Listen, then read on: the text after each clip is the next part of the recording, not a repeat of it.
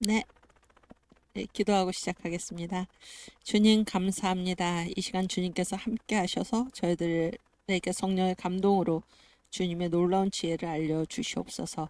감사하며 예수님의 이름으로 기도하옵나이다. 아멘. 잘 쉬셨습니까? 네. 아까 이제 우리가 그 자연과학, 그 다음에 인문과학, 이 외가 철학이죠. 철학. 그 다음에 신학,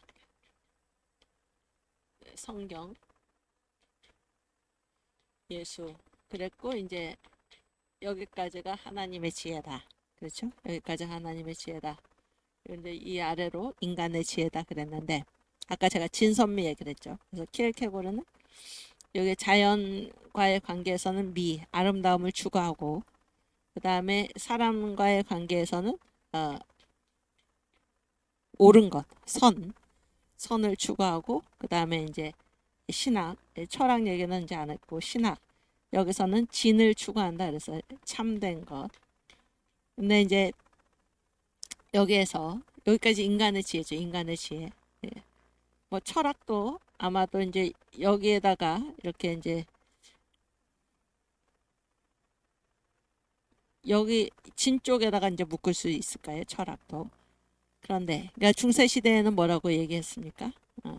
철학은 신학의 신여다. 그래서 이 서열이 지금 분명한 건데 그런데 이제 어떤 분이 그런 얘기를 했어요. 그러니까 이거보다 더 한 차원 더 높은 것. 한 차원 더 종교적 차원보다 한 차원 더 높은 것이 무엇인가? 그것이 바로 순교라는 말을 했어요. 순교. 어, 순교라는 것은 무엇입니까? 자기의 신앙 때문에 예, 하나님 때문에 생명을 대는 것이죠. 생명을 바치는 것입니다. 그러면은 여러분 그 살아있는 순교자라는 말 아시죠? 살아있는 순교자. 이거 뭐예요? 우리가 살아가는 것 자체가 무엇입니까? 그러니까 주님을 위해서 살고 주님을 위해서 죽는 것. 이거 자체가 이제 순교다. 그렇게 우리가 얘기할 수가 있는데. 그래서 여기서 가장 이제 이 진선미 어디서 많이 들어봤죠? 진선미 미스 코리아 순서죠. 그래서 가장 높은 게 무엇입니까? 진인데 이거보다 더 높은 순교적 차원에서 추구하는 것이 무엇인가? 그것이 바로 거룩한 겁니다. 거룩한 것. 성, 거룩할 성자. 그래서 여러분 이 거룩이라는 말의 근본적인 뜻이 무엇입니까? 거룩이라는 말의 근본적인 뜻은 가장 근원적인 뜻은 무엇인가 하면 구별됐다 그럽니다. 구별됐다. 그래서 이 순교라는 말은 무엇입니까? 나는 누구를 위해서 구별된 존재입니까?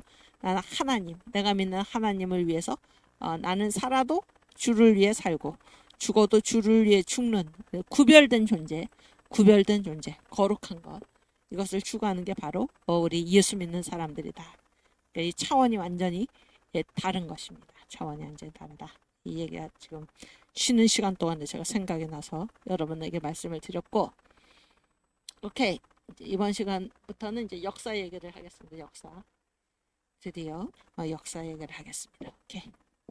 파워포인트 6페이지.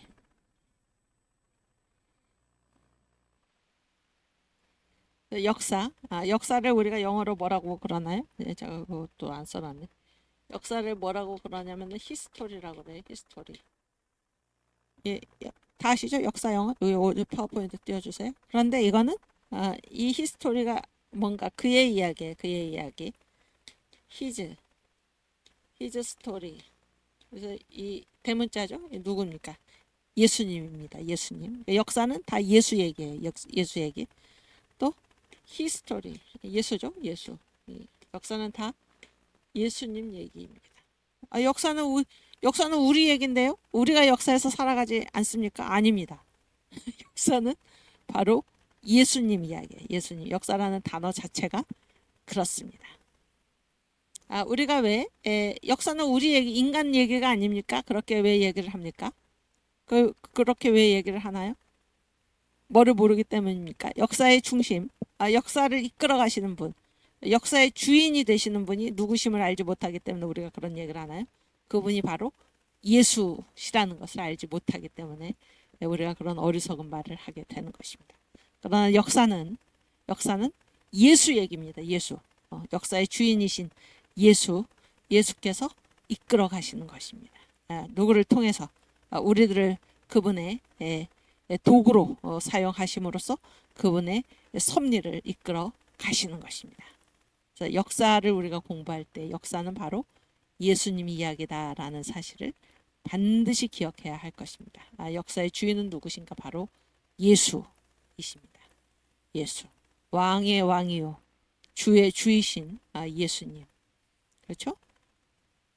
그래서 이거는 우리가 사용하는 연호를 보면은 분명히 나타나요. 그래서 역사를 딱 둘로 나눈다. 역사를 둘로 나눈다 그랬을 때 무엇과 무엇으로 나눕니까? 무엇과 무엇으로 나누나요? 응? 영어로는 뭐라 그래? 영어로는 BC, AD 이렇게 나누죠. BC, AD. BC는 영어고 AD는 라틴어인데 BC는 뭐예요? Before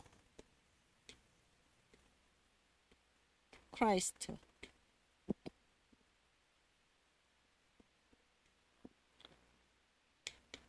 그리스도 이전. 그러니까 역사의 중심에는 항상 예수님이 계세요.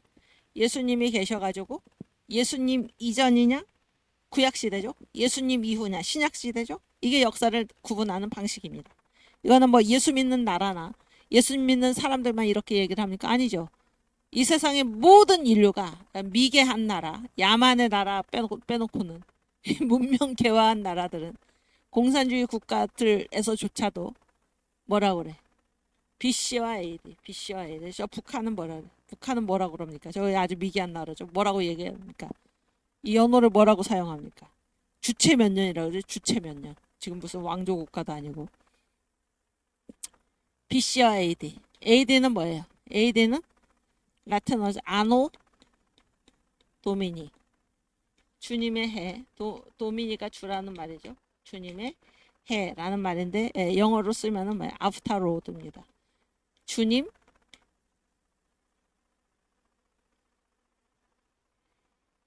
이후 after Lord. 주님 이후. 그래서 역사는 예수가 중심이에요. 그래서 예수가 오시기 전에 구약시대, 예수가 오신 이후에 신약시대 이렇게 돼 있죠. 근데 최근에 정강 목사님께서 이 여의도 순복음교회 이 예수한국 복음통일 선교한국의 이 역사의 거대한 흐름에 동참하기로 결단한 그것을 보고 뭐라고 말씀하셨습니까? 하나 더 신기원을 하나 더 우리가 얘기해야 된다. 그래서 LC가 뭐예요? 로드 크라이스트. 주 예수님. 저는 그 설교 시간에 앉아가지고 이 말씀을 듣다가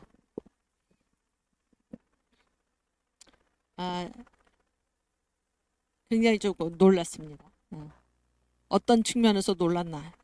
너무나 이게 역사를 분명하게 역사라는 건 뭐예요? 다 예수님 이야기죠. 예수님 이야기.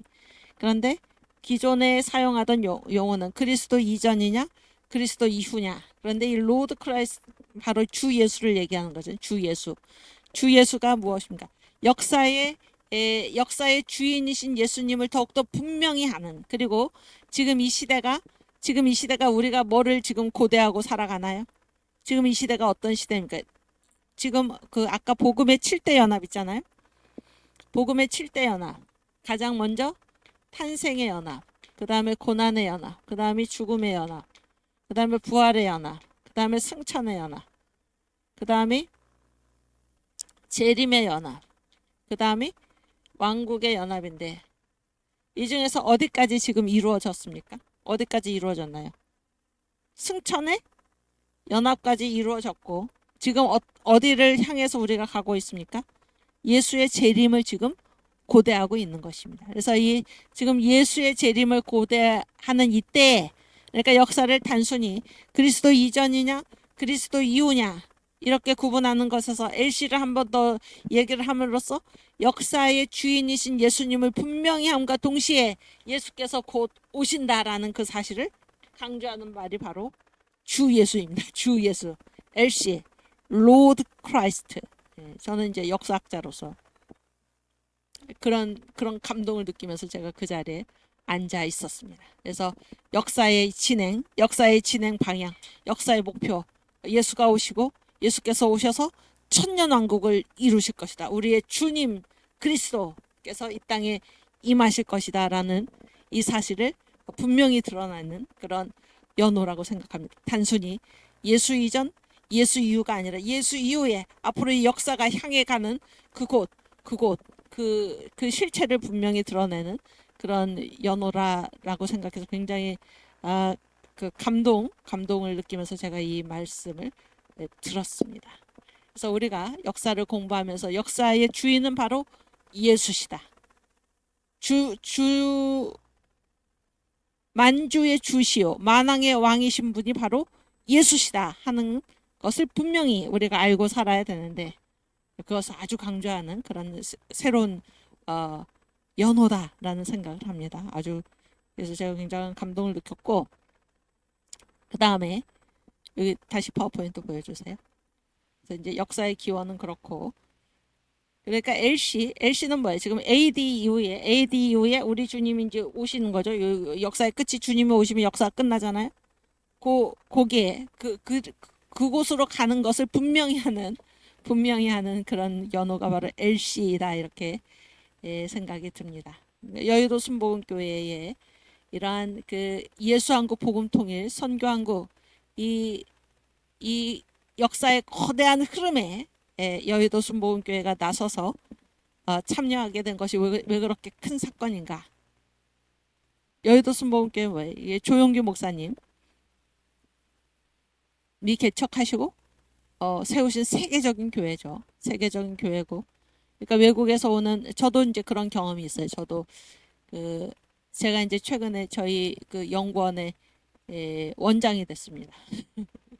저희 연구원이 이제 97년에 1997년 즉 2000년대인데 27년 전에 세워진 그 연구원인데 저희 연구원이 세워질 그때 이제 어떠한 문제 의식이 있었나 그러면은 그때 이제 이 교회사 있잖아요. 한국 교회사 특별히 한국 교회사 관계의 어떤 그 논문이나 이런 것들을 누가 주로 많이 썼냐면은 아니 물론 이제 교회사 학자들이 있는데 누가 주로 많이 썼냐면 그 학부나 대학원에서 신학을 전공하지 않고도 그냥 국사 신앙이 없이 그냥 국사 이런 거를 전공한 사람들이 이 교회사 논문을 쓰는 것입니다. 특별히 뭐 세계교회사는 자기들 뭐 한국교회사 관계 논문을 자기가 이제 한국 사람이다 이거죠. 그래서 신앙적 배경 없이 신학적인 배경이 없이 그냥 교회사 논문을 쓰는 거예요. 그래서 그런 게 굉장히 이제 문제가 심각했던 것입니다. 그래가지고 저희 이제 선생님 민경배 교수님 제 스승이신데 한국 교회사의 대석학이십니다. 대석학.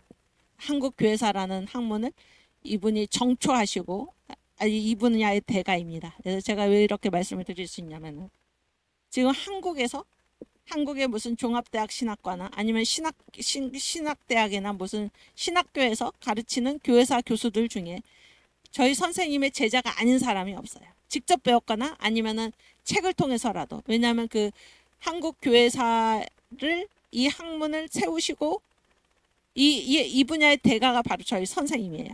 네, 그렇기 때문에 그렇게 말씀드릴 수가 있는데 제가 무슨 얘기하다 이쪽으로 갔는지. 그래서 이제 저희 선생님이 이 연구원을 이제 세우실 그때 심각했던 그 문제 의식이 무엇이었나? 어떻게 신학도 전공하지 않은 사람이 이 교회사 논문을 뭐 자기가 한국 사람이라고 해서 역사를 전공했다고 그래서 교회사 논문을 쓸 수 있는가? 그런 문제 의식이 심각했다 그런 얘기예요. 그런데 이 조용규 목사님 그래서 저희 연구원이 이제 창립되고 나서 몇 년 지나지 않아서 1999년에 97년 6월에 창립이 됐는데 99년 2월이에요. 그러니까 뭐 거의 창립되자마자죠. 그때 이제 우리가 어떤 일을 했었나?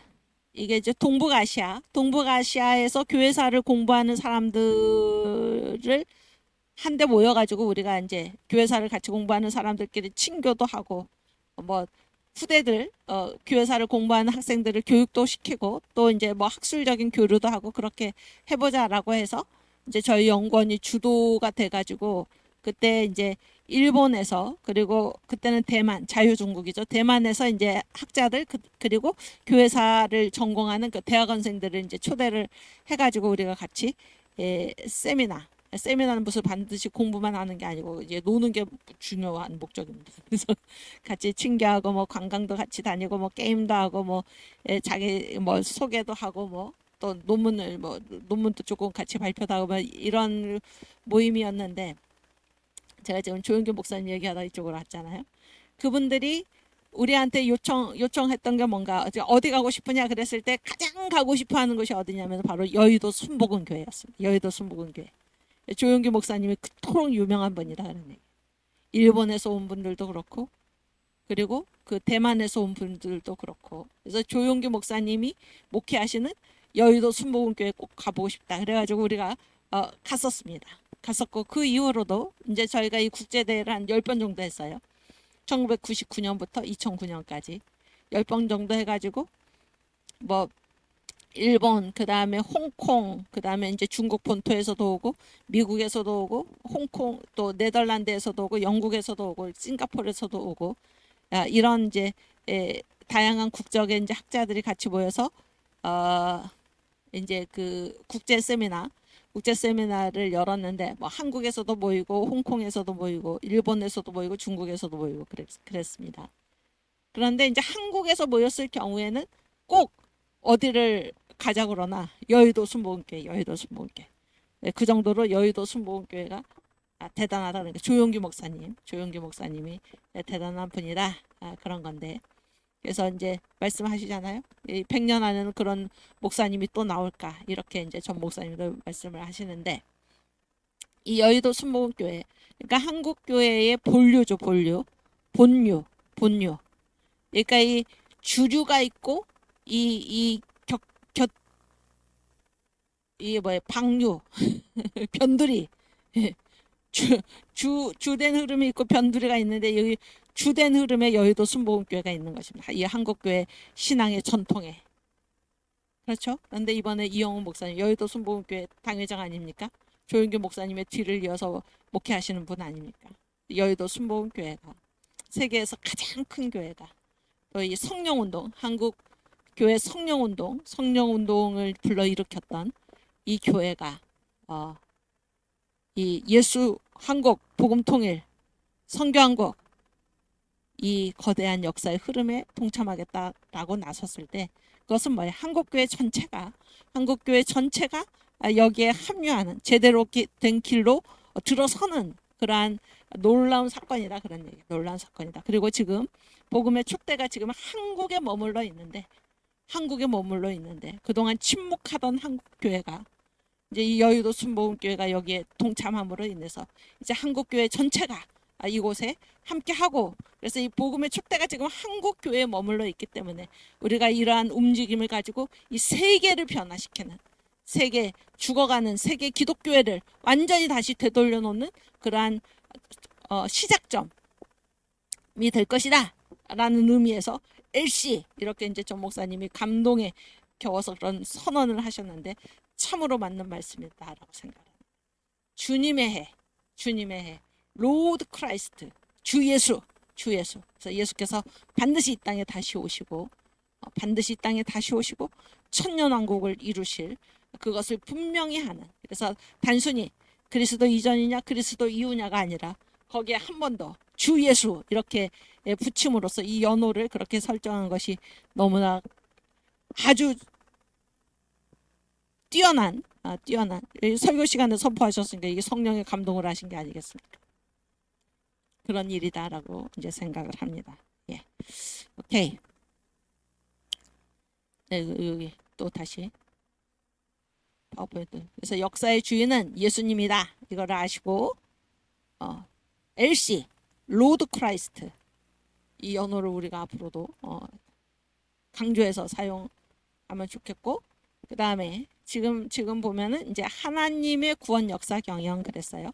하나님의 구원 역사 경영. 그래서 역사의 주인은 하나님이시고, 하나님이 이 세상을 창조하시고 어디로 이끌어 가시나, 이 세상을 지금 구원하시는 것입니다. 구원.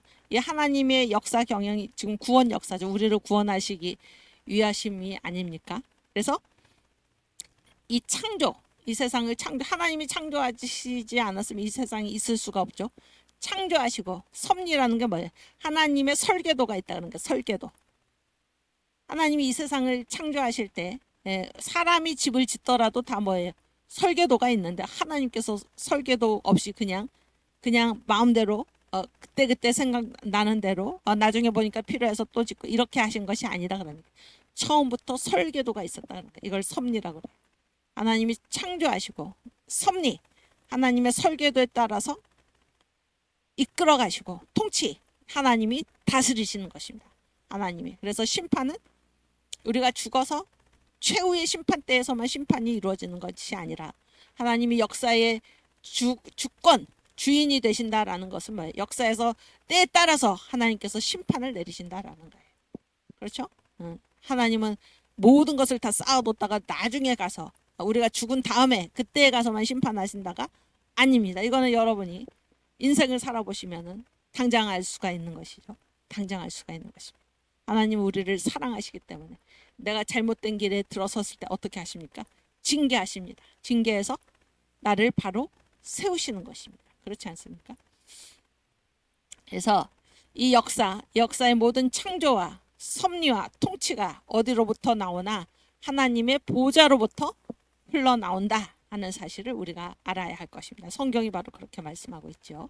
그리고 하나님이 이 구원 역사, 이 역사를 경영하시는데 어디로 이 역사를 끌고 가시나 최후의 목적지가 있다는 거예요. 그 목적지가 어딘가 하면 바로 새 예루살렘입니다. 새 예루살렘. 그래서 역사는 새 예루살렘이 이 땅에 임함으로 해서 그래서 역사가 끝이 나는 것입니다. 끝이 나고 영원한 세계, 우리가 하나님과 함께 영원히 사는 것입니다. 그래서 역사, 하나님이 구원 역사를 이끌고 가시는 그 최종 목적지가 어디인가, 우리의 데스티네이션, 최종 목적지가 어디인가, 바로 새 예루살렘이다 하는 그 사실을 우리가 기억해야 할 것입니다. 그래서 불교에서 말하는 것처럼 시작도 없고 끝도 없고 계속 뭐 윤회하고 계속 도는 게 아니에요. 의미 없이 막 계속 도는 게 아니에요. 분명한 목적지가 있습니다. 새 예루살렘. 이해가 되시죠? 그래서 하나님이 이 세상을 창조하실 때, 우리를 지어서 이 땅에 내실 때, 그때부터 하나님의 눈은 어디에 가 있었나?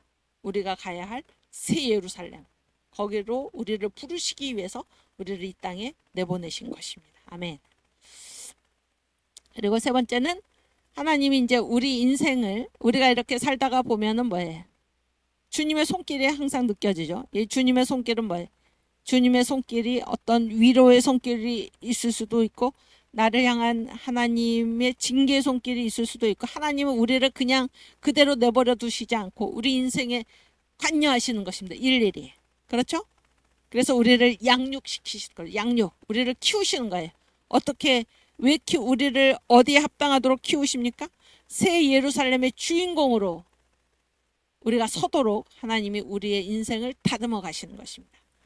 그냥 내버려 두시지 않고, 우리는 하나님의 다 자녀이기 때문에 하나님은 당신의 자녀를 사생자처럼 내버려 두지 않고 우리를 일일이 간섭하셔서 아버지가 자기 아들을 훈계하듯이 하나님께서 우리를 이끌어 가시는 거예요. 우리 인생에 대한 하나님의 양육 목적이 있어요. 목적지가 어디냐? 바로 새 예루살렘입니다. 새 예루살렘의 주인공으로 우리를 만드시기 위해서 하나님이 우리 인생에 관여하신다 그런 얘기예요. 관여, 아주 적극적으로 우리를 끌고 가신다 그런 얘기입니다. 그래서 이 하나님이 이 역사를 이끄신다. 이 역사의 주인은 하나님이시다. 이걸 우리가 하나님의 주권 신학이라고 얘기하는데, 하나님의 주권은 두 다리를 사용해서 하나님이 이끌어 가시는 것입니다. 첫 번째는 역사 전체에 대한 것은 무엇입니까? 하나님의 섭리라고 그래요. 이거를 섭리론이라고 그래요. 섭리론. 하나님이 이러이러한 길을 거쳐 가지고 이 역사를 새 예루살렘으로 예수의 메시아 나라의 도래로 이 역사를 이끌어 가신다. 이 역사 전체에 대한 거죠. 이거를 섭리라 그러고, 우리 한 개인 영혼, 우리들 한 사람 한 사람에 대해서도 하나님은 다 설계도를 가지고 계시는 거예요. 이게 바로 예정입니다. 예정. 아시겠죠? 그래서 이것이 이 섭리와 예정이 하나님이 이 역사의 주인으로서 주권을 가지고 이 역사를 이끌고 계시다라는 것의 두 다리, 두 다리가 무엇인가? 바로 역사 전체에 대한 섭리와 우리 개인 영혼에 대한 예정으로 하나님은 이 역사를 이끌어 가신다. 주인으로서 이끌어 가신다라는 이러한 사실입니다. 여기까지 이해가 되셨죠? 오케이. 그 다음.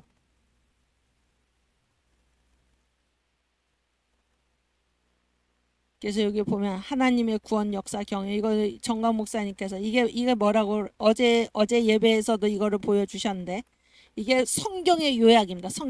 성경의 요약. 성경이 어떻게 돼 있나? 하나님께서 이 세상을 창조하시고 그렇게 해서 결국에 어디로 데리고 가시나?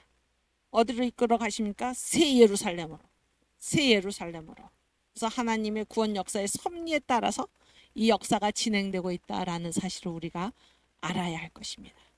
역사는 자기 마음대로 우연히 어떻게 하다 보니까 그렇게 되는 게 아니에요. 그렇게 되는 게 아니고 하나님의 섭리가 있습니다. 하나님이 경영하시는 목적이 있어요. 하나님이 정해놓으신 길이 있습니다. 그 길 따라서 역사 전체를, 그리고 우리들 개인 한 사람 한 사람을 주님께서 이끌어가고 계신다. 이것이 바로 하나님의 구원 역사 경영입니다. 성경이 말하는 것이 바로 이것이에요. 성경이 말하는 것이 바로 이것입니다. 오케이. 그다음 우리 그 새 예루살렘, 역사의 최종 목적지, 우리 인생의 최종 목적지는 어디인가? 새 예루살렘이다. 이 사실을 기억하면서 우리 새 예루살렘 찬송을 부르겠습니다. 223장.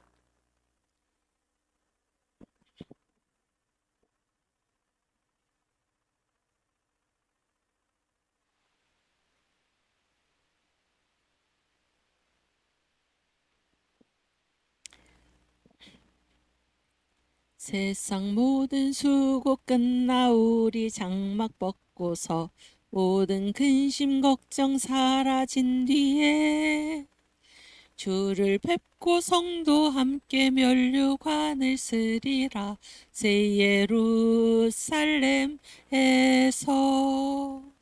성도들이 함께 올 때 기뻐 노래하리라. 새 예루살렘, 새 예루살렘, 호산나를 높이 불러 왕의 왕을 맞으리. 새 예루살렘에서 아멘. 가는 길이 외로워도 주날 붙드시리니 시험 환난 근심 걱정 없으며 주를 믿고 따라가면 주의 뜻을 알리라. 새 예루살렘에서 성도들이 함께 올 때 기뻐 노래하리라. 새 예루살렘, 새 예루살렘, 호산나를 높이 불러 왕의 왕을 맞으리. 새 예루살렘에서 아멘. 내가 세상 작별하고 눈물 흔적 거둔 뒤 주의 찬란하신 영광 비칠 때 나를 구속하신 주를 기쁨으로 배우리. 새 예루살렘에서 성도들이 함께 올 때 기뻐 노래하리라. 새 예루살렘, 새 예루살렘, 호산나를 높이 불러 왕의 왕을 맞으리. 새 예루살렘에서 아멘. 아름다운 그곳에서 구속받은 성도와 사랑하는 주를 만나 배울 때 주의 영광 노래하며 영원토록 살리라. 새 예루살렘에서 성도들이 함께 올 때 기뻐 노래하리라. 새 예루살렘 새 예루살렘 호산나를 높이 불러 왕의 왕을 맞으리. 새 예루살렘에서 아멘. 주님 감사합니다. 아멘.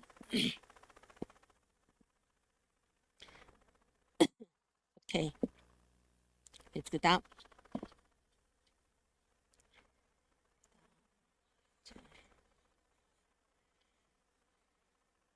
그래서 이제 그 선교가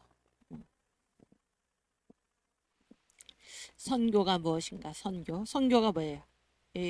예수님을 전파하는 거잖아요. 예수님을 전파하는데 선교라는 거를 다른 말로 표현하면 예수의 통치, 예수님이 다스리시는 거죠. 예수의 통치가 확대되는 게 바로 선교입니다. 그러니까 우리가 예수를 믿는, 그렇게 보면 예수를 믿는다라는 말은 무슨 말이에요? 예수의 뭐를 받는 거예요? 통치, 예수의 다스림을 받는다 이 말입니다. 아시겠어요? 그러니까 우리가 주님 예수를 전한다, 예수를 믿게 한다. 예수를 믿게 한다는 거는 그 예수 믿은 그 사람이 누구의 다스림을 받게 하는 것입니까? 예수의 다스림을 받게 하는 것입니다. 이게 선교의 정의입니다. 선교라는 거는 우리가 예수님을 전하는 것, 우리가 전도하는 것, 예수 믿지 않는 사람들을 예수 믿도록 데려오는 이것은 어떤 의미인가? 그 사람이 이제까지는 예수님의 다스림을 받지 않았는데 예수의 다스림을 받도록 하는 일이다. 선교는 예수의 통치를 확대시키는 것이다. 역사의 주인 대신, 우리 인생의 주인 대신 예수님의 다스림을 받도록 예수의 통치를 확대시키는 이 일이 바로 선교이다 하는 것입니다. 이해가 되시죠? 여기까지. 그래서 예수를 믿는다는 게 무슨 뜻인가? 그거는 나의 진정한 주인이 누구인가라는 것을 찾는 일입니다. 내 진정한 주인. 그래서 이 마귀를 도둑이라고 그러는 도둑이 뭐예요? 도둑이 뭡니까? 자기가 주인이 아닌데 몰래 들어가서 주인 행세를 하는 게 도둑이죠. 그래서 예수 믿기 전에는 하나님이 원래 우리를 지으셨을 때 우리 안에 주님이 거하시려고 우리를 주님의 성전으로 지으셨는데 누가 슬며시 이 하나님의 집을 하나님의 성전인 우리를 그 성전에 누가 슬며시 들어가서 왕노릇 하고 있습니까? 마귀가 들어가서. 그래서 예수 믿지 않는 사람의 상태는 그 마음속에 하나님의 집으로 우리가 지어졌는데 하나님이 거하시지 않고 마귀가 들어가서 살고 있는 그것이 바로 예수 믿지 않는 상태예요. 예수 믿지 않는 상태. 그래서 예수를 믿는다는 것은 우리 마음의 성전에 거하시는 진정한 주인 하나님을 찾는 그런 행동이다 하는 것입니다. 고린도후서 4장 4절에서 6절 제가 여기 써놨죠. 같이 읽겠습니다. 그 중에 이 세상 신이 믿지 아니하는 자들의 마음을 혼미케 하여, 그러니까 예수님을 몰라보게 한다 그런 얘기예요. 이 세상 신은 누군가요? 누구예요? 이 세상 신이. 그렇지, 사탄이에요. 사탄의 별명이 한 50가지가 되죠. 이 세상 신, 공중 권세 잡은 자, 이 세상 임금 다 사탄을 얘기를 하는 겁니다. 그 중에 이 세상 신이, 사탄이 믿지 아니하는 자들의 마음을 혼미케 해서, 그러니까 예수 믿지 않는 사람들의 마음은 누가 혼미하게 만든다는 거예요. 사탄이. 그리스도의 영광의 복음의 광채가 비치지 못하게 하매니, 예수께서 살아계시는데 이 예수님의 광채가 그 마음에 비추지 못하도록 사탄이 그 마음을 혼미하게 하고 있다. 그러니까 예수 안 믿는 사람의 마음을 사탄이 틀어지고 있다 그런 얘기입니다. 그래서 어두운 데서 빛이 비치리라 하시던 그 하나님께서, 이게 뭐예요? 어두운 데서 빛이 비치리라, 이게 어디입니까? 성경이 어딘가요? 이 일이 언제 일어났습니까? 창세기 1장 3절이죠. 천지창조죠. 어두운 데서 빛이 비치리라 하시던 그 하나님, 이게 뭐예요? 예수가 이 세상에 오신다라는 얘기잖아요. 전 목사님, 창조로 나타난 그리스도, 그 하나님께서 예수 그리스도의 얼굴에 있는 하나님의 영광을 아는 빛을 우리 마음에 비추셨느니라. 그래서 예수를 알게 한다는 거예요. 예수를 알게 한다. 이게 바로 예수 믿는 사람의 상태입니다. 그래서 믿지 않는 사람들은 사탄이 그 마음을 완전히 혼미하게 어둡게 만들어가지고 예수께서 살아계시는데도 불구하고 살아계신 예수를 알지 못하도록, 예수의 복음의 광채가 그 마음에 비추지 못하도록 막는 것이 바로 사탄의 장난인데, 우리가 예수를 믿는다는 것은 사탄이 우리의 마음을 틀어주는 것이 아니라 예수가, 주님께서 우리 마음에 주님의 이 복음의 광채를 비춰주신다. 이것이 바로 예수 믿는 상태이다라는 거예요. 그래서 진정한 주인을 찾는 것입니다. 사탄이 우리 심령의 주인이 아니라 예수가 우리 심령의 주인이시다. 이것이 바로 예수를 믿는다라는 것입니다. 진정한 주인을 찾는 거죠. 그 다음에 예수를 믿는다. 선교, 예수의 다스림을 받는다. 이게 어떤 상태인가? 어떤 상태인가 하면은 에베소서 2장 1절에서 2절 말씀을 보면은 우리가 죽었어요. 여러분이 죽었습니까? 제가 지금 죽었나요? 제가 죽었습니까? 예수 믿지 않는 사람 죽었습니까? 아니지. 살아있잖아요. 그렇죠? 육체는 살아있죠. 육체는 살아있지만 뭐가 죽었다는 얘기? 영이 죽었다는 거예요. 예수를 믿지 않는 사람들은 영이 죽었다 그러는 얘기예요. 영이 죽었다. 아시겠죠? 그랬을 때 예수를 믿으면 어떤 일이 일어나? 죽었던 영이 살아나는 것입니다. 죽었던 영이 살아나고 그의 영과 그 다음에 문화, 그의 문화는 습관이 문화를 이루죠. 그가 젖어서 사는 모든 생활 풍속과 습관과 문화가 완전히 바뀌는 역사가 예수를 믿으면 일어납니다. 그래서 예수를 믿게 되었을 때 우리가 예수의 다스림을 받는 것, 이게 바로 선교고 전도인데, 예수의 다스림을 받으면 어떤 일이 일어나나? 죽은 영이 살아나고 우리의 종교, 영, 우리를 지배하는 영이 바뀌고 우리의 문화, 생활 습관이 바뀌는 것입니다. 에베소서 2장 1절에서 2절 말씀 같이 읽겠습니다. 너희의 허물과 죄로 죽었던 너희를 살리셨도다. 이게 뭐가 죽은 거예요? 육체가 죽은 게 아니죠. 모든 죄 짓는 사람이 육체가 죽는 게 아니라 영이 죽은 것입니다. 영이. 너희의 허물과 죄로 죽었던 너희를 살리셨다. 그래서 예수를 믿으면 영이 살아나는 것입니다. 영이 부활하는 거예요. 그때 너희가 그 가운데서 행하여, 그때라는 것은 예수 믿지 않는데, 예수 믿지 않는 때에 너희가 그 가운데서 행하여 이 세상 풍속을 좇고, 그러니까 예수 믿는 사람이 살아가는 문화하고 예수 믿지 않는 사람이 살아가는 문화가 완전히 다르다 그런 거예요. 예수 믿지 않는 사람은 뭐를 따라서 살아갑니까? 이 세상 풍속을 따라서 살아가는 거예요. 그리고 누구를 따라다닙니까? 공중의 권세 잡은 자. 공중의 권세 잡은 자가 바로 누굽니까? 사탄입니다. 저 고린도 후서의 말씀에 의하면 이 세상 신이에요. 여기서는 공중의 권세 잡은 자, 다 사탄을 얘기를 하는 거예요. 그래서 우리가 예수 믿지 않았을 때는 사탄의 풍속인 이 세상 풍속을 줬고 공중의 권세 잡은 자, 사탄을 따라다녔다는 거예요. 곧 지금 불순종의 아들들 가운데서 역사하는 영이라. 불순종의 아들들이 뭐예요? 순종하지 않아요. 누구한테 순종하지 않아요? 하나님께 순종하지 않는. 이게 예수 안 믿는 사람들. 예수 안 믿는 사람들은 누가 역사하고 있습니까? 사탄이 역사하고 있어요. 사탄이. 자기가 아무리 부인을 해도 누가 역사를 합니까? 누구를 따라서 사는 것입니까? 사탄을 따라서 사는 거예요. 제가 요즘 그 정강 목사님 그 설교 있잖아요. 요즘 설교의 주제가 뭡니까? 네? 뭐예요? 팔복의 축복을 받자입니다. 팔복의 축복을 받자. 그렇죠? 그랬을 때 제가 아주 그 말씀을 듣고 정말 그렇구나 그렇게 생각된 것 중에 하나가 뭔가 하면, 가장 처음에 심령이 가난한 자는 복이 있나니 천국이 저희 것이며 그랬죠. 심령이 가난한 자가 결국 뭐 어떤 사람이라고 그랬어요?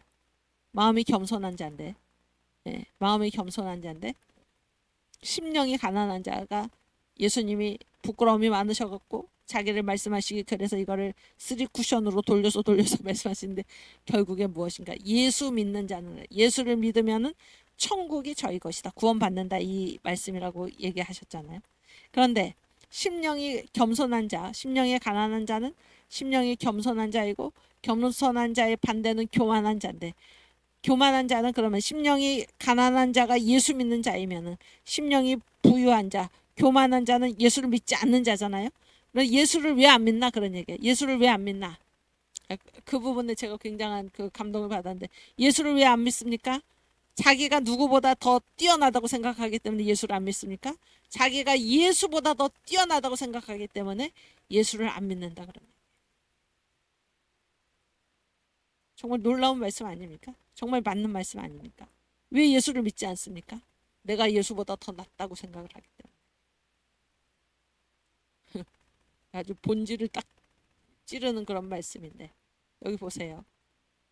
그러니까 예수를 믿지 않는 상태를 성경에서 뭐라 그래? 불순종의 아들들 가운데서 역사하는 영이다. 불순종. 예수를 믿지 않는 것은 하나님께 순종하지 않는 거죠. 왜 예수를 믿지 않고 하나님께 순종하지 않습니까? 자기가 누구보다 낫다는 거예요. 자기가 하나님보다 낫다는 것입니다.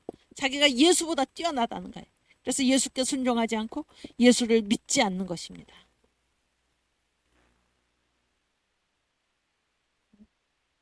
이 심각한 얘기 아닙니까, 여러분? 얼마나 어리석은 생각입니까? 그렇죠? 오케이. 그다음에 선교라는 거는 예수의 통치를 확대시키는 거고 예수의 다스림을 받게 하는 것이 전도요 선교인데 예수를 믿으면 어떤 일이 벌어지나 예수의 통치가 확대되면 어떤 일이 벌어지나 체제가 바뀌는 거예요. 체제 지금 체제 전쟁이라고 그러죠. 체제 전쟁. 자유민주주의냐 아니면 저 공산주의냐. 지금 체제 전쟁이죠. 이번에 그 4월 10일 선거도 무엇입니까? 체제 전쟁이죠. 체제 전쟁. 체제 전쟁이에요. 체제 전쟁을 지금 우리가 벌이고 있다는 사실을 우리가 알아야 되는데 거기 저 뒤에서 두 번째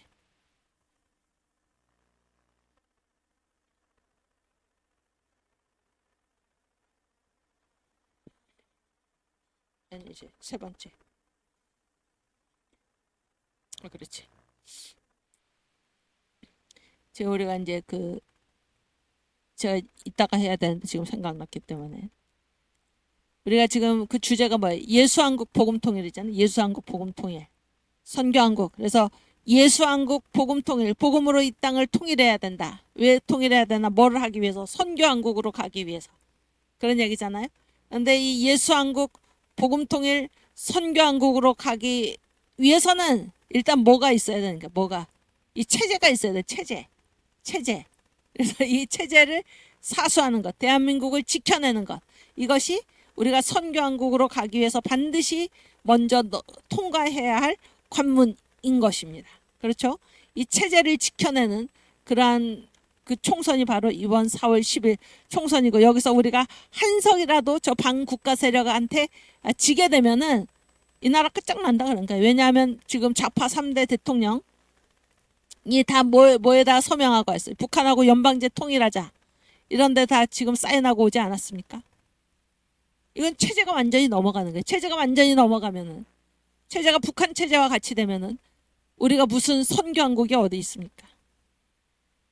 그래서 예수한국, 복음통일, 선교한국 이 사명을 감당하기 위해서 이 체제부터 지켜내야 한다는 것입니다. 체제부터. 이제 윤석열 대통령께서 말씀하신 거죠. 반국가 세력이 있었다 그러니까 반국가 세력. 그래서 이 대한민국 세력은 뭐예요? 자유통일을 지향을 하고 우리식으로는 예수한국 복음통일을 목표로 하고 또 한미동맹을 굳건히 하고 또 경제를 성장시켜서 이 경제성장이라는 말은 어떤 말에 반대되는 말인가? 분배 먼저 이 공산주의죠. 분배를 강조하는 게 아니라 성장해야지 분배한다 이런 얘기입니다. 성장해야지 분배한다. 자유시장 경제죠. 그리고 그렇게 해서 우리가 어디로 나가나 G2 국가로 나아간다 그런 얘기잖아요. 이게 대한민국 세력인데 이 반국가 세력은 어떤 주장을 계속해 왔나? 연방제 통일. 말이 좋아 연방제지 이건 체제가 완전히 다른데 그렇게 됐을 경우에 체제가 전혀 반대인 두 체제가 연방제로 통일 그래서 한 나라가 됐을 경우에는 그래서 두 나라가 공존하면서 한 체제로 간다 그랬을 때 결국 어떤 일이 벌어졌습니까? 예멘의 경우에서 보듯이, 베트남의 경우에서 보듯이 어떻게 다 그냥 공산화되고 마는 거예요. 그런데 이 말을 지금 속이고 있다는 거예요. 속이고. 이거는 적화 통일인데 뭐라고 얘기합니까? 연방제 통일. 남한과 북한이 한 나라로, 두 나라로 존재하면서도 하나의 연방으로 같이 있자. 이게 가능하다고 지금 거짓으로 선동을 하고 있는 것입니다. 그러나 그 핵심은 뭔가 적화 통일이에요. 여러분, 우리 대한민국이 북한과 같이 되어가지고 우리가 무슨 예수한국 복음통일 선교한국이 어디에 있습니까? 이 체제, 그래서 신앙에서는 체제가 엄청나게 중요합니다. 체제가 엄청나게 중요해요. 그 다음에 이 반국가 세력이 주장하는 게 뭡니까? 주한미군 철수입니다. 연방, 남한과 북한이 전혀 다른 체제인데도 하나의 연방으로 되면은 이 외국군이 이들이 주장하는 게 무엇입니까? 우리 민족끼리죠. 우리 민족끼리. 그래서 통일에 있어서도 우리 민족끼리 자주적으로 한다. 이게 완전히 어떤 것을 염두에 둔 말입니까? 주한미군 있을 수가 없는 거야. 이제 우리 민족끼리 하기 때문에. 또 국가보안법, 이게 하나의 연방인데 이 북한을 그 이적 집단으로 규정하는 이러한 국가보안법인지 필요가 없어지는 것입니다. 그럼 완전히 이 나라는 공산 국가가 되는 거예요. 완전 북한 체제랑 똑같이 되는 것입니다. 근데 이거를 지금 속이고 있다 그러니까 연방제라는 말을 통해서 국민들이 알아듣지도 못하게 만들고 있다 그런 얘기예요. 그래서 이들이 주장한 것이 무엇입니까? 평화협정하자, 종전협정하자. 지금은 우리는 휴전 상태이고 전쟁을 쉬고 있는 상태인데 전쟁을 끝내자. 전쟁을 끝내서 이제 평화협정을 맺자. 그러면은 주한미군 외국 군대가 더 이상 여기 있을 수 있습니까? 없습니까? 없는 거잖아요. 없습니다. 그러니까 이게 다 거짓말이에요. 다 거짓말입니다. 주한미군을 철수하고 국가보안법을 폐기하고 이런 것들을 다 그 안에 감춰놓은, 그리고 유엔사를 해체하고 이거를 다 그런 사실을 알면서도 그런 말을 하지 않고 평화협정 말이 좋죠. 종전협정 전쟁 끝내자 말이 그럴듯해 보이잖아요. 평화협정 평화협정을 서로 맺자, 전쟁하지 말자, 좋은 말 같잖아요. 이 나라를 완전히 공산화시키는 그런 말입니다. 반국가 세력, 북한을 추장하는 주체사상파. 주체사상은 종교죠. 종교. 이건 하나의 이념이 아니라 종교입니다. 김일성, 김정일, 김정은을 하나님 자리에 올려놓는 우상입니다. 우상. 세계 5대 종교라고 그러죠. 북한의 이 주체사상이 종교로 쳐요. 종교로. 왜 5대 종교인가? 신도수가 2,500만이니까 북한 주민이. 신도수에 따라서 5번째로 큰 종교다 그런 얘기예요.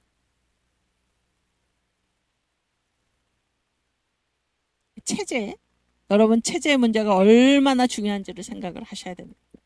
그래서 아까 다시 거기로 돌아가서 9페이지.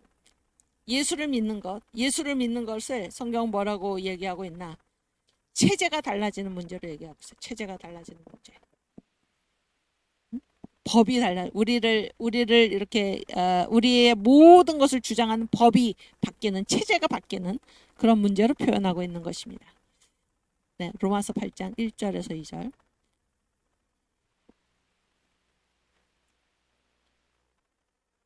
아니요, 8페이지. 아니 미안해, 9면. 이거 보면, 그러므로 이제 그리스도 예수 안에 있는 자에게는 결코 정죄함이 없나니. 왜 정죄함이 없나? 체제가 바뀌었다 그런 게, 체제가. 이는 그리스도 예수 안에 있는 생명의 성령의 법이, 우리를 지배하는 법이 바뀌었다. 체제가 바뀌었다 그런 게. 법이 바뀌어서 그동안 우리가 어디에 속해 있었나? 죄와 사망의 법에 우리가 속해 있었는데 우리를 지배하는 법이 바뀌었기 때문에 우리가 해방되었다 그런 거예요. 그래서 우리가 정죄함을 당하지 않는다. 여러분, 예수를 믿는다는 것은 체제가 바뀌는 문제예요. 나를 어떤 법이 지배하는가? 사탄에게 속한 죄와 사망의 법이 나를 지배하는가? 아니면은 예수에게 속한 생명의 성령의 법이 나를 지배하는가? 예수를 믿는다는 것은 체제가 바뀌는, 법이 바뀌는 문제입니다. 이해가 되시죠? 신앙생활, 우리가 하나님을 믿는다라는 것이 무슨 어떤 개인 영혼의 그런 문제가 아니에요. 나를 지배하는, 나의 영과 혼과 육을 지배하는 법이 완전히 바뀌는 문제입니다. 이 세상 풍속을 쫓아서 공중의 권세 잡은 자가 다스리는 죄와 사망의 법에서 또 그런 문화에 속해서 그런 문화에 소속되어서 살아가는 것인지, 아니면은 생명의 성령의 법을 주시는 우리 주님의 통치하에서 살아가는 것인지, 완전히 그거는 무슨 영혼만 그런 게 아니라 영과 혼과 육이 어떤 문화, 어떤 법, 어떤 체제에서 살아가는가, 이것이 바로 예수 믿는 것의 문제입니다. 예수 믿지 않는 사람과 예수를 믿는 사람은 전혀 그 안에 속한 체제가 다른 것이다 라는 거예요. 이해가 되시죠? 이해가 되십니까? 체제가 바뀌는 문제. 그래서 이건 뭐 영혼만 그렇지 아니에요.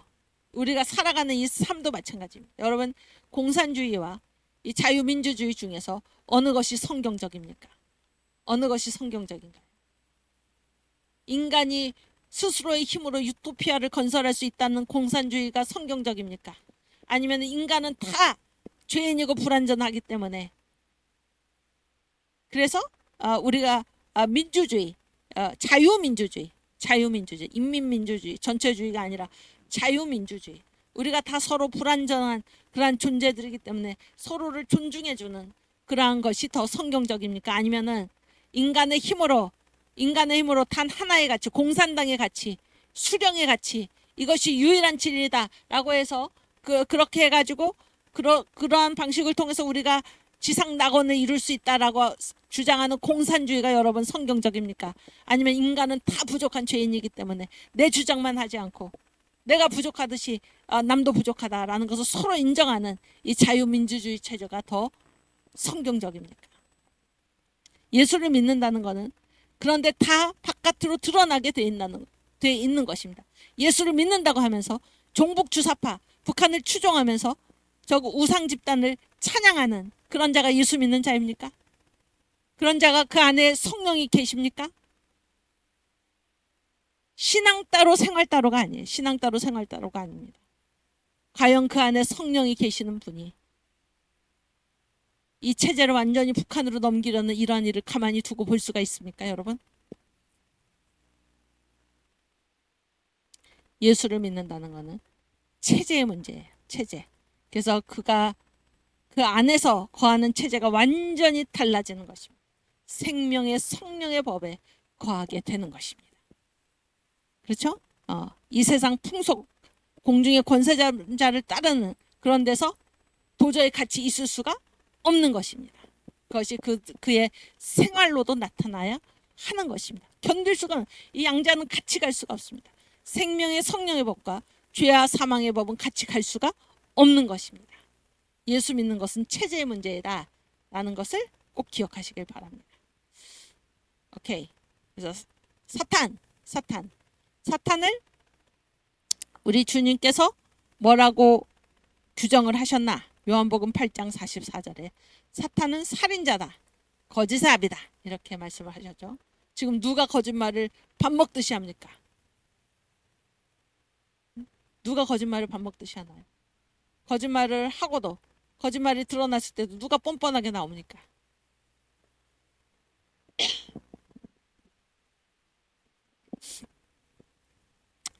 다 사탄의 추종자예요. 사탄의 추종자.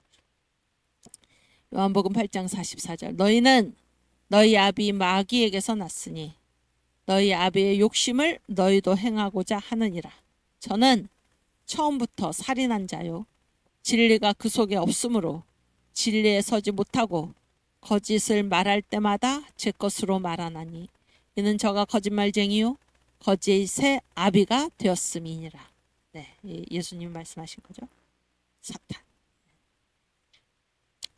그래서 예수 믿는 사람들은 완전히 체제가 다르고 문화가 다르다라는 사실을 기억하시기 바랍니다. 내가 예수를 믿는다고 하면서도 이 세상 풍속을 쫓고 공중의 권세 잡은 자를 따라서 죄와 사망의 법에 처해서 살아간다면 그 사람은 예수 믿지 않는 사람입니다. 예수 믿지 않는 사람.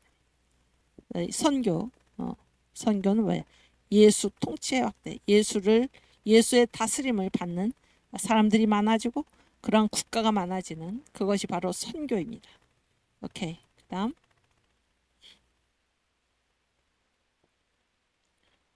그다음 한국의 역사. 그래서 선교라는 측면에서 봤을 때, 그러니까 우리가 예수를 믿기 전에는 우리가 인식하든지 인식하지 않든지 누구의 다스림을 받는 거, 사탄의 다스림을 받는 거, 사탄의 다스림을. 그러나 예수를 믿고 나서는 누구의 다스림을 받습니까? 예수의 다스림을 받는 거예요. 이해가 되시죠? 이게 전혀 다른 문제입니다. 그러면 한국의 역사를 봤을 때, 언제부터 한국의 여기가 지금 한반도에 세워진 나라들을 지금 적은 거예요. 쭉 그래서 고조선부터 해가지고 기자조선, 삼국시대, 통일신라, 고려, 조선, 일제시대, 해방, 과도기, 미군정시대, 그 다음에 대한민국 이렇게. 북한은 왜 안 적었나요? 북한은 나라가 아니죠. 저 백두산, 두만강, 압록강 거기까지 이 한반도 전체가, 한반도와 그의 부속 도서들이 다 어느 나라 영토입니까? 대한민국 영토입니다. 대한민국. 북한은 나라가 아니에요. 대한민국 영토이고 북한에 있는 주민들도 뭐예요? 우리 북한 주민이죠. 북한에 거주하는 우리 국민입니다. 이해가 되시죠? 그럼 저 김정은 정권은 무엇인가? 우리의 영토를 훔쳐가지고 불법으로 점유하고 있는 괴뢰 집단입니다. 불법 집단이에요. 불법 집단. 이해가 되시죠? 그래서 이 한반도에 지금 나라는 지금 뭐 대한민국밖에 없는 거죠. 대한민국밖에. 그런데 지금 선교는 예수의 통치의 확대이다. 예수의 다스리심의 확대이다. 이런 차원에서 본다면은 이 한국의 역사, 고조선, 기자조선, 삼국시대, 통일신라, 고려, 조선, 일제시대, 그 다음에 해방 과도기, 미군정 시대, 그 다음에 이 해방 과도기에는 우리나라가 지금 없었잖아요. 그건 과도기고 이제 나라를 세워가는 과정이죠. 그래서 대한민국이 나라로서 세워진 것이 1948년입니다. 건국전쟁 요즘 영화 보셨죠? 나라를 세웠다 그런 얘기. 나라를 세웠다. 그랬을 때 어디가 이 아까 그랬잖아요. 선교라는 것은 예수의 다스리심을 받는 그러한 나라가, 그런 지역이, 그러한 사람이 확대되는 것이다 라고 얘기를 했는데, 그러면 어디가, 그런 차원에서 봤을 때 그러면 어디가 이 한반도에 계속해서 있었던 나라들, 대한민국까지, 고조선부터 이 대한민국까지, 고조선과 기자조선은 역사 기록 이전이죠. 그런데 지금까지 왔을 때 어디서부터가 이 전혀 다른 이 영적인 관점에서 예수의 통치를 받는 그런 나라가 세워진 때가 언제입니까? 그때가 언제? 여기 쭉 대한민국까지, 고조선부터 대한민국까지 얘기했을 때 언제인가요? 응? 응? 언제? 그 과도기는 우리나라가 없었고, 그렇죠? 그럼 언제? 그러면 대한민국이지. 대한민국. 대한민국이 이토록 특별한 나라예요. 대한민국이 왜 특별한가? 왜 대한민국이 이 한국의 역사에서 결정적인 전환의 시작이 대한민국인가? 이 대한민국을 이승만 대통령께서 무엇으로 세웠기 때문입니까? 건국의 4대 기둥 중에 가장 중요한 기둥이 무엇입니까? 바로 기독교 입국론입니다. 기독교 입국론. 넘겨주세요. 그래서 한국 역사의 최대 분기점은 어디인가? 바로 대한민국이에요. 대한민국. 그래서 이승만의 건국 정신, 건국의 4대 기둥 다 아시죠? 건국의 4대 기둥 뭐예요? 자유민주주의, 자유시장경제, 한미동맹, 기독교 입국론. 이게 건국의 4대 기둥이잖아요. 영의 문제에 있었을 때 예수의 다스림을 받는 나라로 세워진 것이 어디예요? 언제부터요? 대한민국부터. 이해가 되시죠? 그래서 이 한국 역사의 최대 분기점은 어디인가? 대한민국입니다. 그것이 어떻게 가능했습니까? 이승만 대통령이 이 대한민국을 세울 때, 이거 대한민국은 이전까지 있었던 나라하고는 전혀 다른 완전히 새로운 나라입니다. 완전히 새로운 나라. 대한민국을 세울 때 무엇으로 세웠습니까? 기독교 입국론으로 세웠다 그런 얘기. 이해가 되시죠? 오케이. 그다음.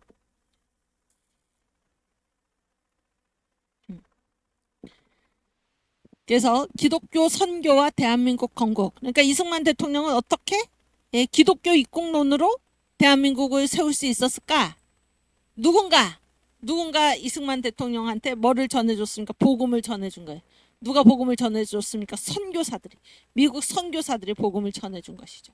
그래서 기독교 선교가 먼저 이 땅에 이루어진 것입니다. 그게 언제? 조선 말에, 망해가던 조선 말에 선교사들이 들어와서 복음을 전했지요.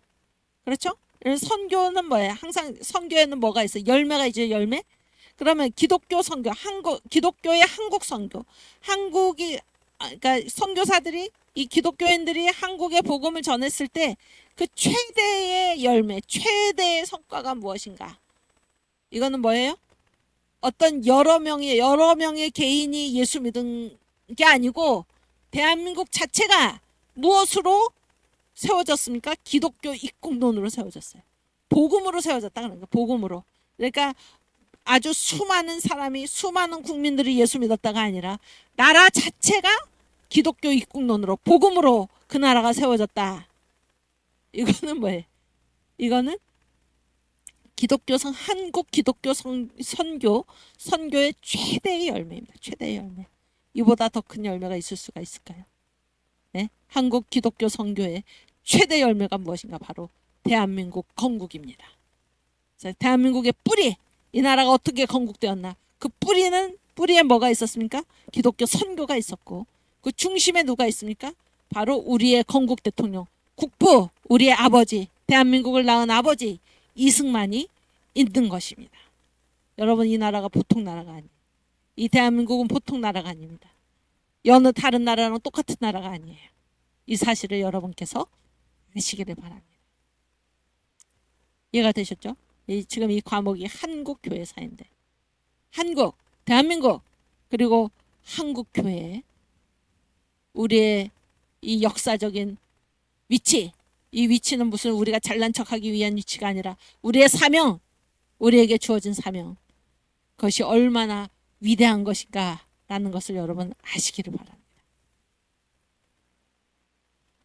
내가 한국교회에 속한 한국교회의 일원이다 하는 것이 얼마나 위대한 사명을 가지고 사명을 주셔서 나를 이 땅에 하나님께서 파송하셨는가 라는 사실을 기억하시기를 바랍니다.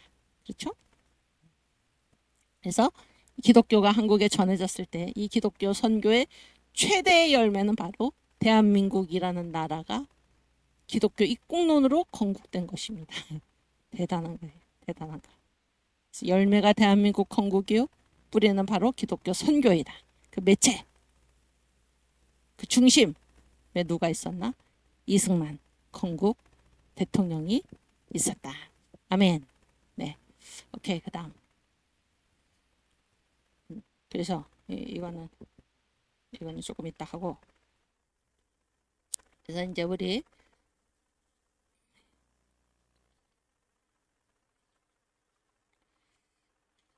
마저 해야겠네. 오케이. 그래서 이제 이 대한민국이 어떤 나라인가?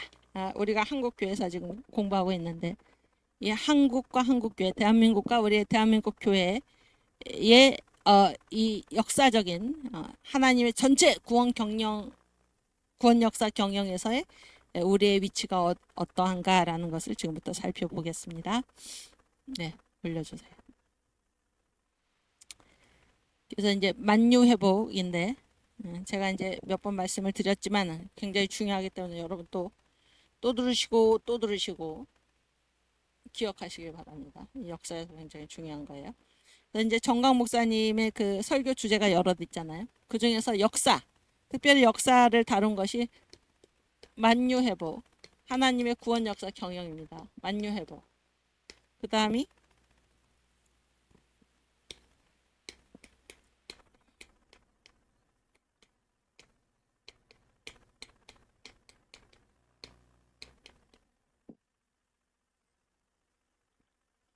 다니엘서. 그 다음에 7대 짐승을 이기자.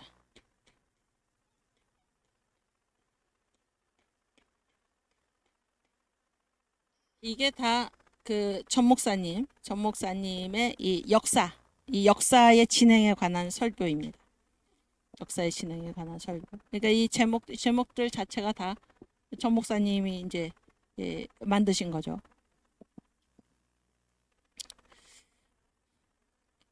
그래서 만유 회복이 무엇인가 올려주세요. 만유 회복. 만유 회복은 그러니까 지금 우리가 살고 있는 나라가 여기 나라가 세 나라가 나오죠. 천사의 나라, 아담의 나라, 메시아 나라 이렇게 나오는데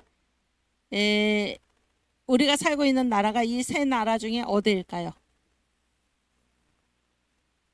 아담의 나라지. 아담의 나라. 그러면 아담의 나라가 있기 전에 뭐가 있었어요? 천사의 나라가 있었지. 루시퍼의 원래 이름이 루시엘인데 이 광명의 천사죠. 이 천사가 하나님께 반역을 일으켰죠. 그 에스겔 28장, 이사야 14장 대표적으로 거기에 이제 나오는데 천사가 하나님께 반역을 일으켰다가 완전히 심판을 당했죠. 그래서 천사의 나라가 완전히 망하고 그 다음에 하나님께서 뭐를 만드셨습니까? 아담의 나라를 만드신 거예요. 그래서 지금 우리가 살고 있는 곳이 어디예요? 아담의 나라죠. 아담의 나라. 근데 이 아담의 나라도 계속해서 영원 무궁하도록 가는 것이 아니라 무엇이 임하면 하늘에서 돌이 내려오는 메시아 나라, 산돌 대신 예수님께서 재림하시면은 이 아담의 나라도 뭡니까? 끝이 나죠. 그래서 이 만유가 이제 회복되는 그 역사가 일어나는데 보세요. 그래서 이제 이 하나님의 천사는 하나님의 피조물입니까? 아닙니까?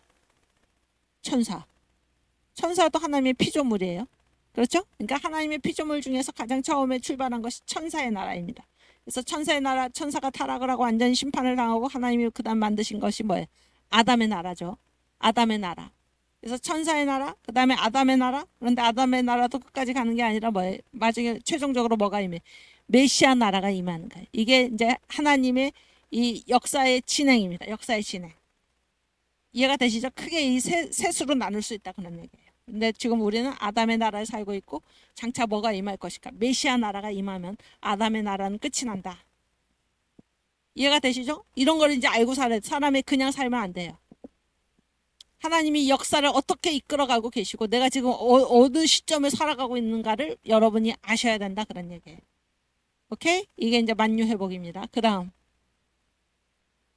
다음에 이제 하나님의 구원 역사 경영에서 본 대한민국의 시대적 위치. 그래서 잘 보세요. 성경 보면은 맨 처음에 이제 이 아담의 나라에서 맨 처음에 하나님이 그 아담 시대에는 누가 대장일까요? 아담이 대장이지. 아담 시대는 누구 말을 들어야 돼? 아담의 말을 들어야 되는 거예요. 그렇죠? 아담. 그 다음에 아담의 시대가 끝나고 하나님이 누구를 또 대장으로 세우셨습니까? 노아지. 여기 화살표 노아지? 그 다음에 노아의 시대가 끝나고 또 하나님이 누구를 그 시대의 대장으로 세우셨어요? 아브라함. 그렇지. 그 다음에 뭐예요? 그 다음 아들 이삭. 그렇죠? 이삭 시대는 이삭의 말을 들어야 되는 거예요. 그렇지 않습니까? 그 다음에 누구예요? 야곱이지. 야곱. 그 다음에 누굽니까? 모세. 그렇죠? 출애굽시켰죠. 그 다음에 뭐예요? 사사를 그 시대의 대장으로. 그 다음에 뭐예요? 선지자. 그렇죠? 그리고 이제 예수님이 오셨어요. 그래서 누구를 대장으로 세우셨어요? 12사도, 12사도. 그렇죠? 12사도 끝나고 뭐예요? 속사도가 끝나고 뭐예요? 천주교 시대. 그 다음에 뭐예요? 종교개혁이 일어났죠? 그래서 3대 개신교. 3대 개신교 시대가 임했죠? 3대 개신교는 어디예요? 나라로 보면 독일의 루터교. 그렇지? 또 네덜란드 화란의 뭐예요? 개혁교회. 그 다음에 영국의 성공회. 이 3대 개신교죠. 근데 3대 개신교도 뭐 다 타락을 했죠? 그래가지고 이 교회가 어디로 갔어요? 미국 청교도죠. 미국 청교도로 갔는데 미국도 뭐예요? 지금 기독교 신앙이 많이 병들었죠. 근데 미국이 이 복음을 전해준 곳이 어디입니까? 바로 한국이고 한국 교회도 지금 뭐예요? 지금 여러분 보십시오. 대부분의 교회가 지금 침묵하고 있어요. 나라가 망해서 북한으로 넘어가게 생겼는데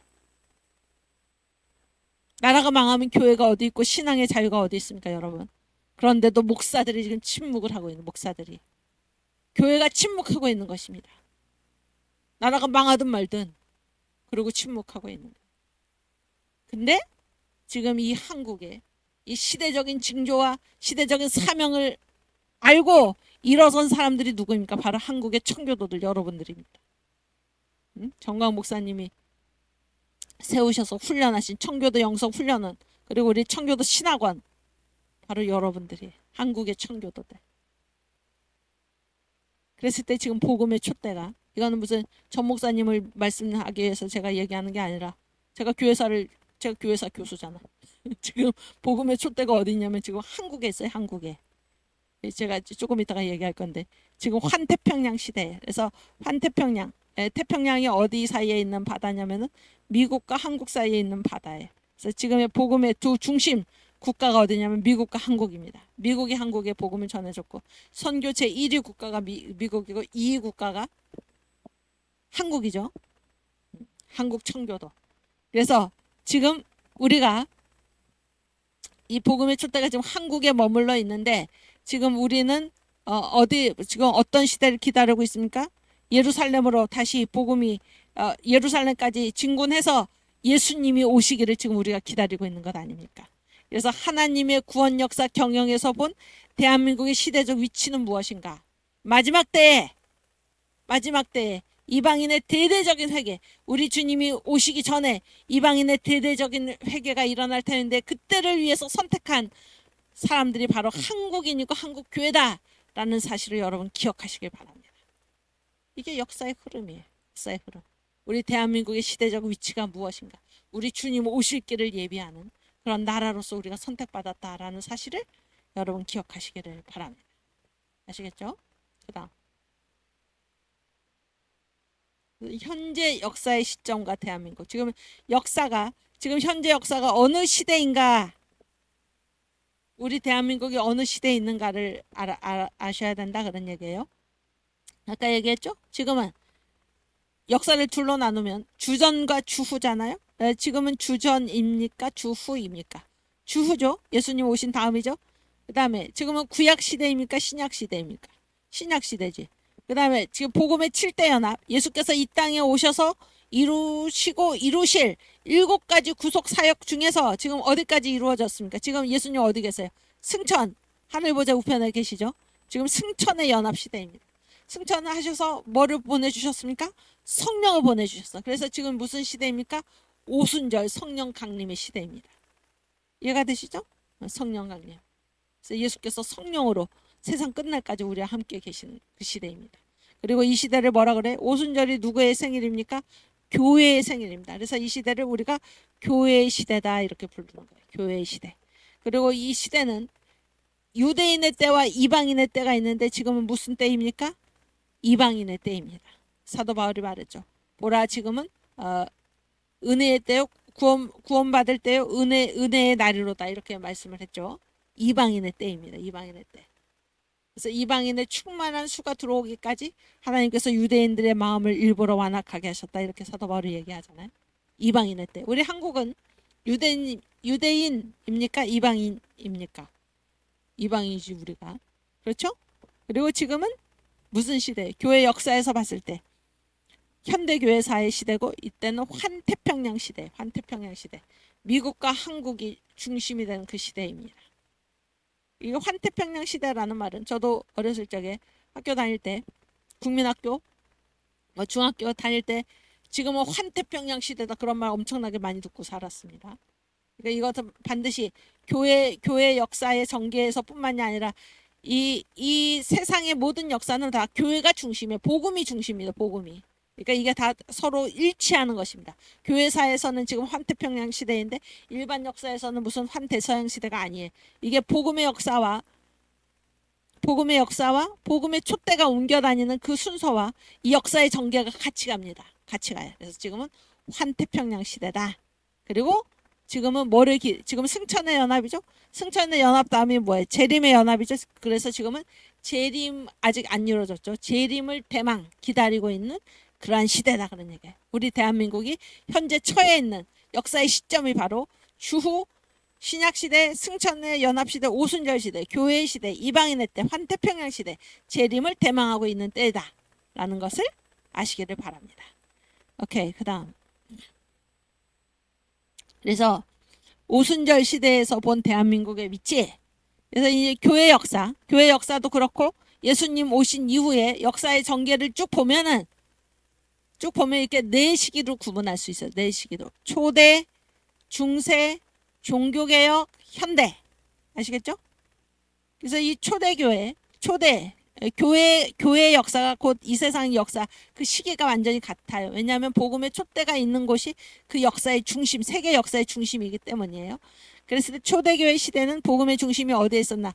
지중해를 둘러싼 환지중해 시대라고 우리가 부르는데, 복음의 4대 중심지가 어디입니까? 안디옥, 로마, 알렉산드리아, 칼타고. 이게 초대교회 시대예요. 그래서 그 시대를 우리가, 요게 다 지중해를 둘러싼 지역들이잖아요. 그래서 환지중해 시대 이렇게 부릅니다. 초대교회 500년이에요. 그 다음에 중세교회도 환지중해 시대라고 부르는데 아까랑은 지역이 달라요. 로마, 서방교회는 로마, 동방교회는 콘스탄티노플. 그래서 콘스탄티노플과 로마 사이의 바다가 뭐예요? 거기도 지중해죠. 환지중해 시대. 그래서 중세 천년입니다. 초대교회 500년, 중세 천년, 중세교회 천년 이렇게 부르고, 그 다음에 종교개혁이 일어났어. 종교개혁. 이때는 어디서 종교개혁이 일어났나? 3대 개신교회라고 아까 말씀드렸죠. 독일 루터교, 화란 개혁교회, 영국 성공회. 여기 이 지역에 있는 큰 바다가 뭐예요? 대서양이죠. 그래서 대서양을 둘러싼 여기가 이 종교개혁 시대의 중심지입니다. 그러다가 현대교회로 넘어오면서 아까 청교도들이 어디로 갔다 그랬어요? 미국으로 갔다 그랬죠. 이 미국에서 복음을 전해준 나라 중에 한국이 있는데, 지금 미국과 한국이 선교 1위 국가, 선교 2위 국가로서 지금 현대 교회의 중심입니다. 그래서 이 미국과 한국 사이에 있는 바다가 뭐예요? 태평양이죠. 그래서 지금 무슨 시대라고 부릅니까? 환 태평양 시대 이렇게 부르고 있고, 이 대한민국이 지금 현재의 환 태평양 시대의 현대 교회사의 두 축 중에 하나로서, 그리고 더 심각한 것은 미국에서 지금 이 복음의 세력이 점차 무너지고 있는데, 지금 복음의 촛대가 이 한국에 쏠려 있다는 거예요. 한국. 세계 교회가 한국을 주목하고 있다는 거예요. 이번에 그 7대 결의상 1000만 조직 이거를 이루어내면은 세계의 교회가, 온 세계가 한국에서 일어난 이 복음의 혁명 때문에 엄청난 도전을 받게 될 것이고, 너도 나도 앞다투어서 이 대한민국의 승리를 보면서, 한국교회의 승리를 보면서 그들도 다시 정신 차리고 이 복음으로 돌아올 것이다 라는 기대를 가지고 우리가 지금 정강 목사님을 중심으로 해서 이 1000만 조직 7대 결의사항 우리가 지금 이걸 갖추고 있는 거 아닙니까? 그렇죠? 이 1000만 조직을 달성해서 총선에서 승리할 뿐만이 아니고 이 세상에서 가장 살기 좋은, 에덴 동산 이후에 가장 살기 좋은 나라 대한민국이 되어서 이 마지막 때에 우리 주님 오실 길을 예비하는 그 사명을 감당할 수 있기를 주님의 이름으로 축원합니다. 오케이. 그 다음, 그래서 두 선민이 있어요. 두 선민. 예수의 초림을 위해서 선택된 민족이 어디? 유대인이죠. 예수의 재림을 위해서 선택된 그런 민족이 어디입니까? 바로 한국입니다. 한국인. 그래서 이 여러 얘기할 수 있지만 일단 우리나라에 오신 선교사들도 그런 얘기를 다 했어요. 무어 선교사가 있어요. 무어. 그 다음에 언더우드 선교사가 있는데, 일단 무어 선교사의 비전을 우리가 함께 보겠습니다. 그 다음,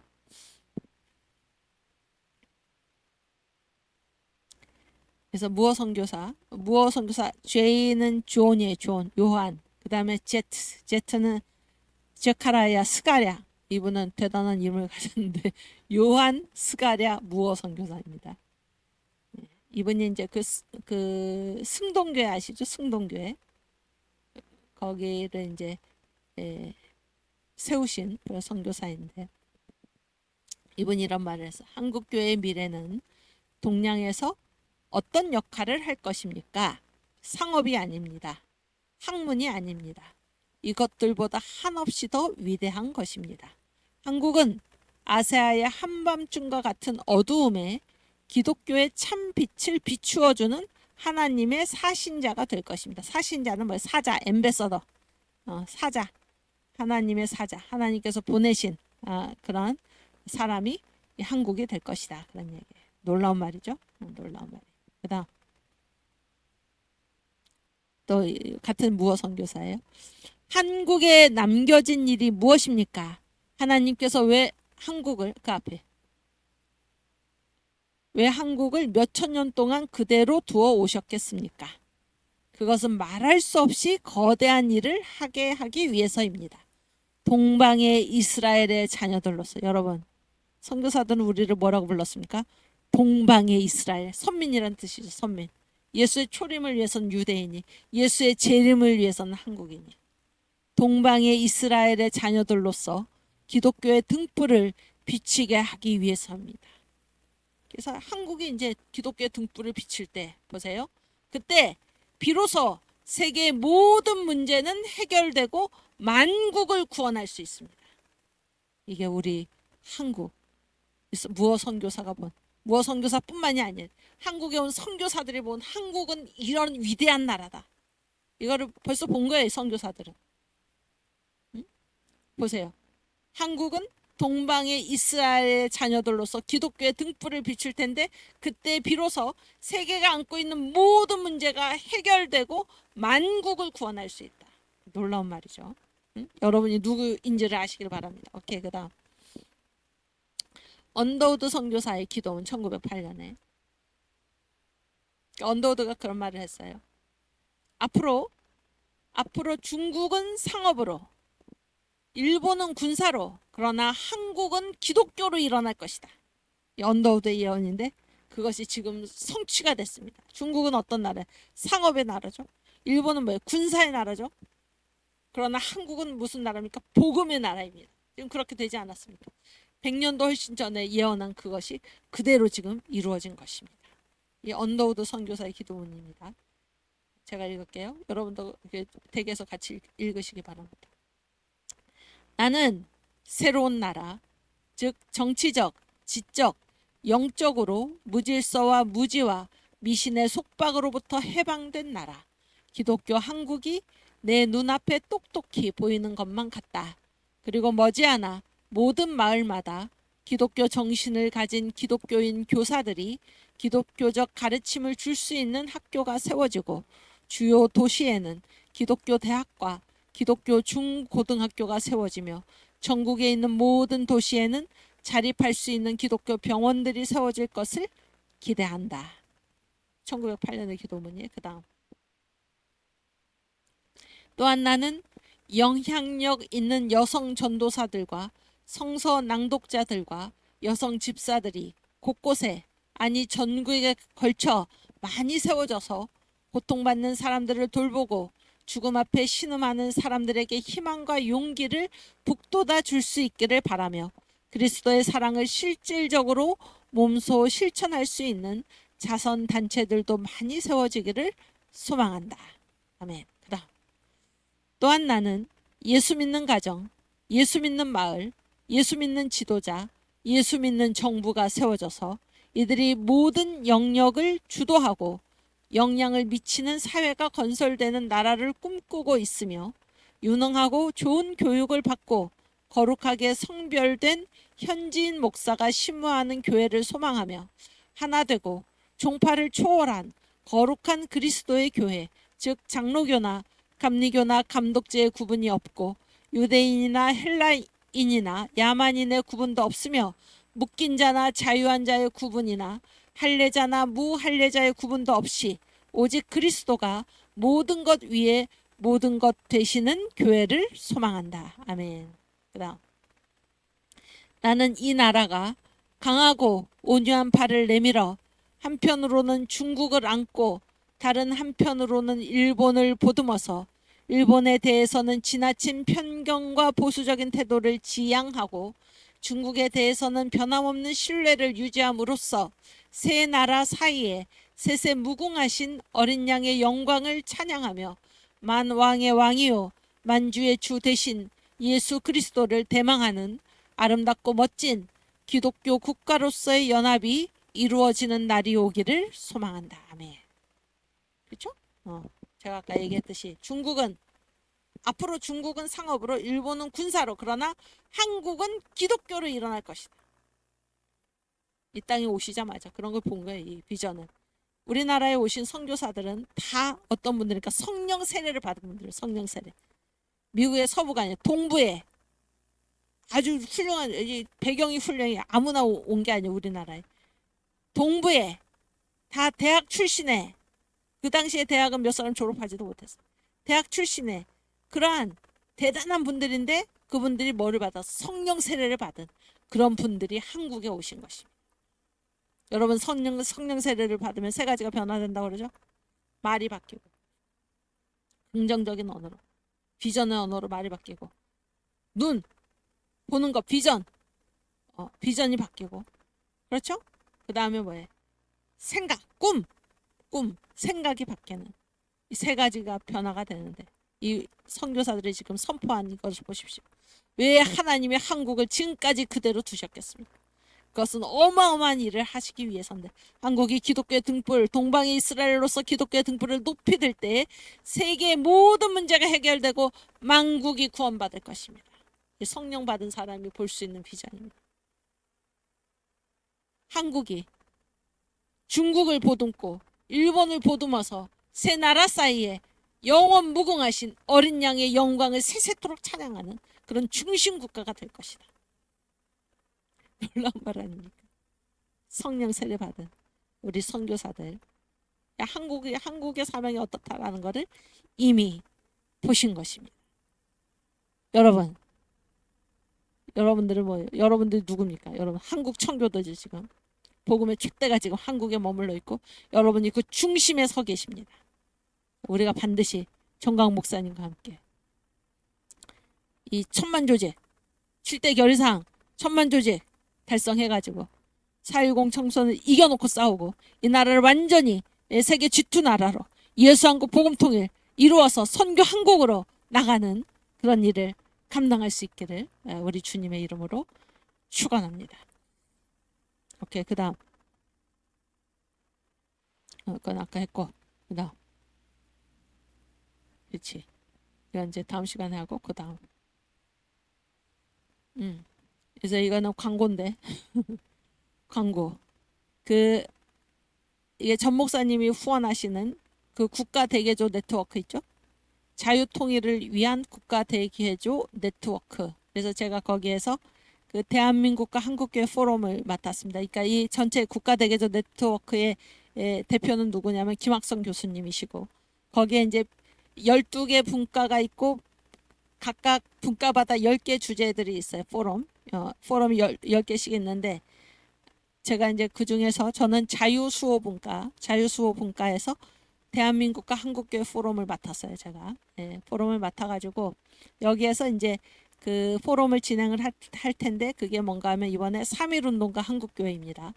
그래서 다음 주 화요일 날 오전 9시 반에서 12시까지 서울 글로벌 센터라고 종로에 있습니다.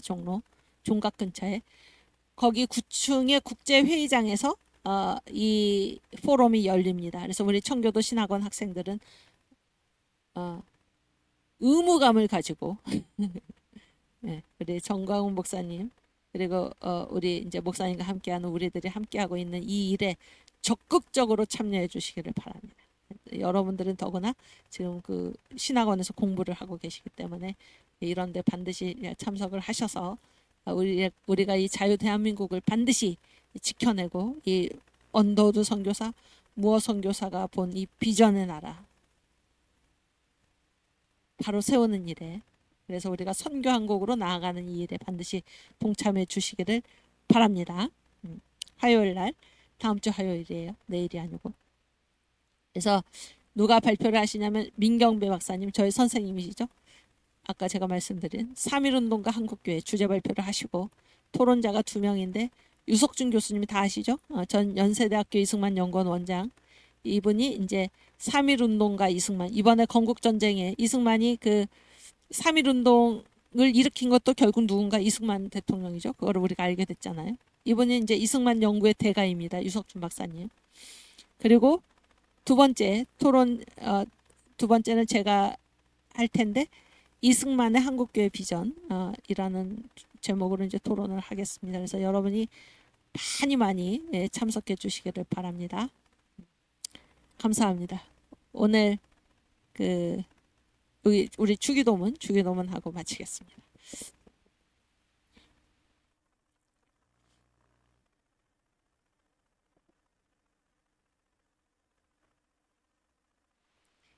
하늘에 계신 우리 아버지여, 이름이 거룩히 여김을 받으시오며 나라가 임하옵시며 뜻이 하늘에서 이룬 것 같이 땅에서도 이루어지이다. 오늘날 우리에게 일용할 양식을 주옵시고 우리가 우리에게 죄 지은 자를 사하여 준 것 같이 우리 죄를 사하여 주옵시고 우리를 시험에 들게 하지 마옵시고 다만 악에서 구하옵소서. 내게 나라와 권세와 영광이 아버지께 영원히 있사옵나이다. 아멘. 네, 감사합니다. 우리 다음 주 월요일에 또 다시 반갑게 뵙겠습니다. 감사합니다.